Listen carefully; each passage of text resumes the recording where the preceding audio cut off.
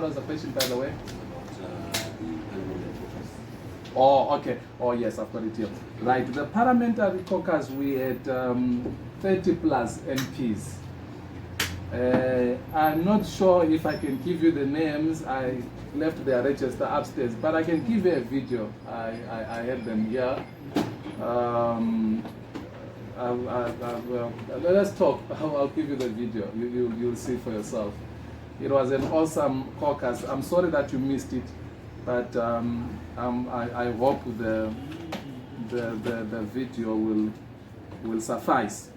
Now, the question is, why worry about? That's from Hlanga now. You're saying, am I lowering women when I'm saying they are being used? And then you're saying,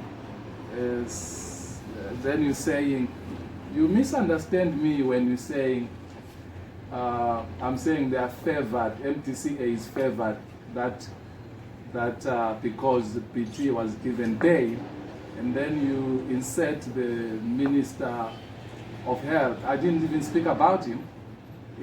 Let us be clear, that was you bringing him and making a comparison, which I didn't do. But let me tell you what I meant when I brought in Honorable Pete.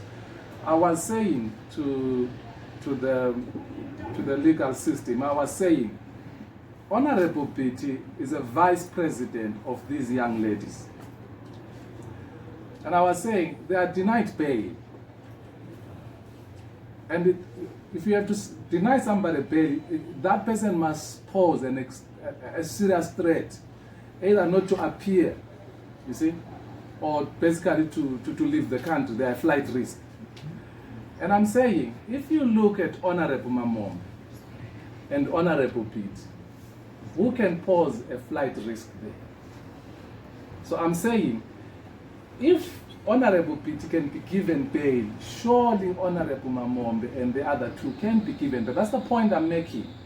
And I'm saying, I do not know the circumstances. I was careful to say this. I do not know the circumstances beyond their denial of bail. And I'm saying the system must be sympathetic to appreciate that these are young ladies. They're in the youth assembly, remember. They're in the youth assembly, and we know that youths are impressionable. And in politics, youths are used for all sorts of things. We know that. And I'm simply saying the legal system must be careful in dealing with these young people. They are young. If there are mistakes that were made, we need to appreciate that. That's all I'm saying there. I know nothing about the minister and the conditions of his bail. I really know nothing. And I think I've already attended to the issue of lowering women. I'm not all lowering them. I'm making that comment because we know they are all from the youth assembly. And we know that youth are impressionable. And I'm really requesting that as we deal with them, we must... I'm basically making an appeal for their release. That's what I'm doing here. I'm making an appeal to say, keep them out until you take them before a competent court of law. There is no reason during this winter season why those three ladies must be incarcerated. There's no reason. I'm saying treat them like you treat Honorable Peter. That's the point that I'm making. And then my sister here says, why are you worried about rival women? Those are not rival women, those are my comrades. We may hold different political views with Honorable Mamombe and the other. Well, the other two I don't have a close relationship with, but of course Mamombe, because she's from the MTCT ticket. I know her very closely. We've worked together from the 2014 Congress and so they are not rival. But even if they were rival, they are also Zimbabweans. The point I'm making here is we've got one constitution, we've got one Bill of Rights. So the way how you treat someone from ZANU-PF, MTCT, you must treat also MTCA people in the same manner. That's the point that I'm making. So no, there is no rival women there. They are Zimbabweans. 263 chat. Court challenge. Are we scared? No, we're not scared at all. The irony, if you are following events, the irony is that the MDCA is the one that said they will clap us come by-election. That's what they say. They say, recall our people, we will show you flames in the by-elections. But here they are, saying we don't want by-elections. What is it that they want? They must pick a lane. You want by-elections, bring it on.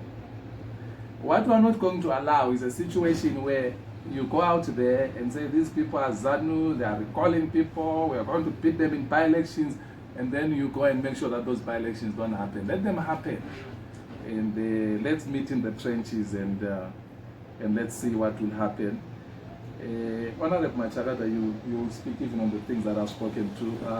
Why 3 days extraordinary Congress? Day number 1 is the arrival. Day number 2 is actually the business, the extraordinary Congress.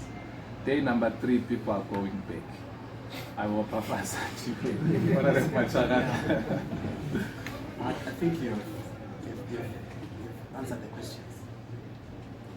You can take a second round. Okay. Second round, so please direct them to Honorable Machagada. He's here to assist me and hold my hand. If they all come to me, I'm going to be in trouble with Honorable Machagada. He won't come next time. Yes, my brother. So my first question will go direct to Honorable Machagada. My name is Tony, I'm with TechMake TV. Honorable Machagada, if I need to understand, confirm you are a member of parliament that has been selected under the MDC Alliance ticket representing Hatfield. How do you feel as a member of parliament now representing a rival party that you know you contested against, and these guys, they lost against you, and the people in favor in you and they voted out the MDCT putting you? How does that make you feel as a member of the same constituency now crossing the floors?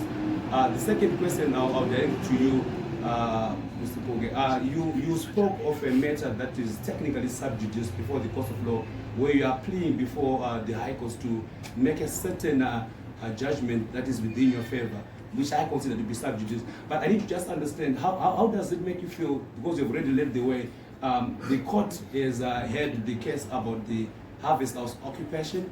I understand this matter is still before the court of law as well. This was heard on last week Saturday, and the judge is yet to make a ruling, and you are still enjoying the benefits of the same court proceeding. How does this make you feel when the judge has chosen not to make a pronouncement after the hearing has been finalized last week Saturday? Those are my two questions.